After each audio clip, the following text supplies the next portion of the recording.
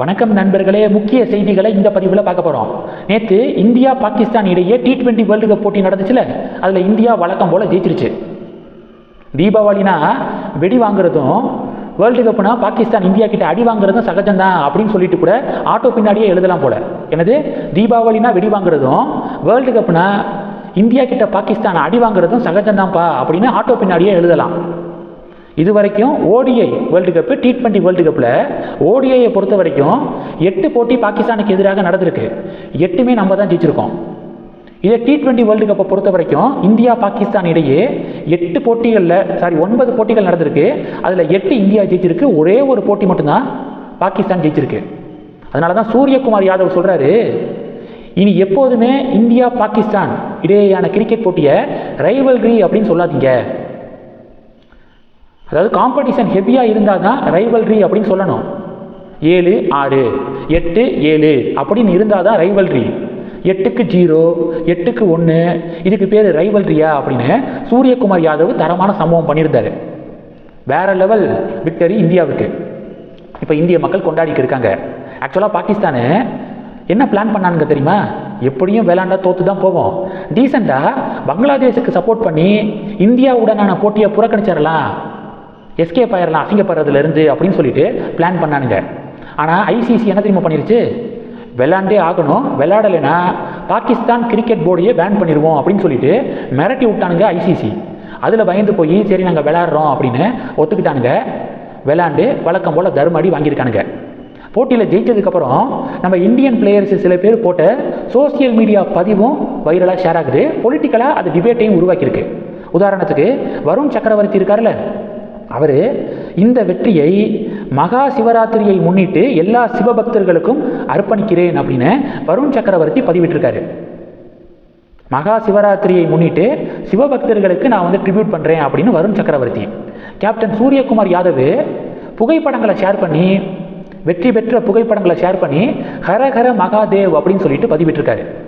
உடனே இந்தி கூட்டணியை சேர்ந்த சில பேர், திமுகவை சேர்ந்த ஒரு சில பேர், காங்கிரஸை சேர்ந்த சில பேர்லாம் எதுக்காக விளையாட்டில் இவ்வளவு வன்மத்தை பாஜக கொண்டு வராங்க, விளையாட்டுக்குள்ளே எதுக்காக மதத்தை கலக்கிறாங்க அப்படின்னு சொல்லிட்டு திமுக காங்கிரஸை சேர்ந்தவர்கள் பதிவிட்டு இருக்காங்க.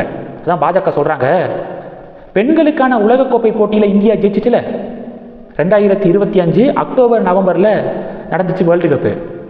அப்போது அக்டோபர் மாதத்தில் ஆஸ்திரேலியாவோட நம்ம இந்திய பெண்கள் அணி செமிஃபைனல் போட்டி. ஆஸ்திரேலியா எவ்வளோ தெரியுமா ஸ்கோர் பண்ணுறாங்க? 338 339 ரன் ஸ்கோர் பண்ணுறாங்க ஆஸ்திரேலியா.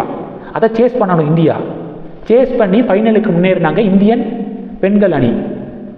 அதில் ஒரு பிளேயர் ஜெமிமா ரோட்ரிக்ஸ் அப்படிங்கிற வீராங்கனை செஞ்சுரி அடித்தாங்க. செஞ்சுரி அடித்ததுக்கப்புறம் ஜெயிச்சதுக்கப்புறம் இந்தியா ஜெயிச்சதுக்கப்புறம் அவங்க கிட்ட பேட்டி எடுக்கும்போது, இயேசுனால தான் இந்த மேட்சை நாங்கள் ஜெயித்தோம், ஜீசஸ்னால தான் நாங்கள் ஜெயித்தோம், ஜீசஸ் தான் எனக்கு அந்த ஊக்கத்தை கொடுத்தது அப்படின்னு சொல்லிட்டு ஜெமிமா ரோட்ரிக்கு பேட்டி கொடுத்தாங்க. தப்பு கிடையாது, அது அவங்களுடைய நம்பிக்கை. பேட்டி கொடுத்தாங்க.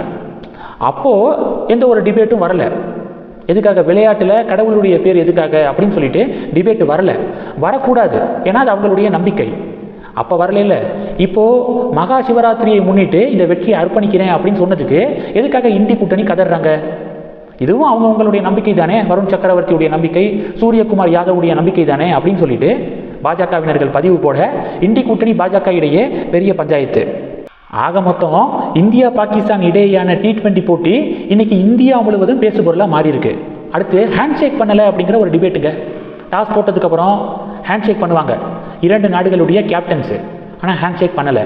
போட்டி முடிஞ்சதுக்கப்புறம் 2 அணி வீரர்களும் கை குலுக்கிக்குவாங்க, ஆனால் ஹேண்ட்ஷேக் பண்ணலை. இது ஒரு டிபேட்டாக மாதிரி இந்தி கூட்டணி விளையாட்டுக்குள்ளே ஏன் இவ்வளவு வன்மம்? பிஜேபி கவர்மெண்ட் வந்ததுக்கப்புறம் தான் நார்மலான போட்டியில், விளையாட்டு போட்டியில் கை கொடுக்கக்கூடிய பண்பு கூட குறைஞ்சிருச்சு அப்படின்னு சொல்லிட்டு பதிவிடுறாங்க.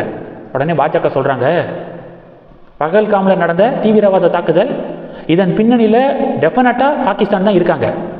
இந்தியாவுக்கு எதிராக எவ்வளவு தீவிரவாத தாக்குதல்களை ஏவி விட்டுக்கிட்டே இருக்காங்க, தீவிரவாதிகளுக்கு எவ்வளவு அடைக்கலம் கொடுக்குறாங்க பாகிஸ்தான். முதல்ல பாகிஸ்தானுடனான போட்டியையே இந்தியா புறக்கணிக்கணும். பாகிஸ்தானோட இன்டர்நேஷ்னல் மேட்சை விளையாடக்கூடாது. எல்லா ஃபீல்டுலையும் பாகிஸ்தான் புறக்கணிக்கப்படணும்.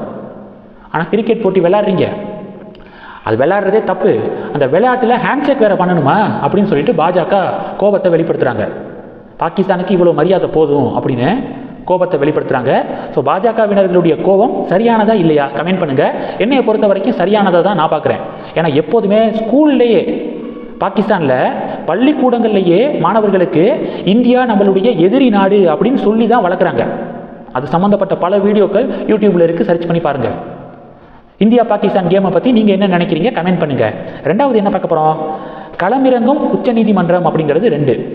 சபரிமலையில் அனைத்து வயது பெண்களையும் அனுமதிக்கலாம் அப்படின்னு சுப்ரீம் கோர்ட்டுடைய தீர்ப்பு இருக்குல்ல, அந்த தீர்ப்பை எதிர்த்து பல சீராய்வு மனுக்கள் போடப்பட்டிருக்கு. அந்த மனுக்கள் எல்லாத்தையும் வர ஏப்ரல் 7ஆம் தேதியிலிருந்து சுப்ரீம் கோர்ட்டு விசாரிக்கிறாங்களாம். கான்ஸ்டிடியூஷன் பெஞ்சு, அரசியல் சாசன அமர்வு, 9 நீதிபதிகள் அடங்கிய அரசியல் சாசன அமர்வு அந்த சீராய்வு மனுக்களை ஏப்ரல் 7ஆம் தேதியிலிருந்து விசாரிக்க ஆரம்பிக்கிறாங்களாம். ஸோ இந்த செய்தி இன்னைக்கு பேசுபொருளாக மாறி இருக்கு. இந்த 2 செய்திகளை பற்றி உங்களுடைய பார்வைகளை மறக்காமல் கமெண்ட் பண்ணுங்கள். தொடர்ந்து கனெக்டில் இருங்க. அடுத்தடுத்து நிறையா பதிவுகளை பார்க்க போகிறோம். நன்றி. ஜெய் ஹிந்த்.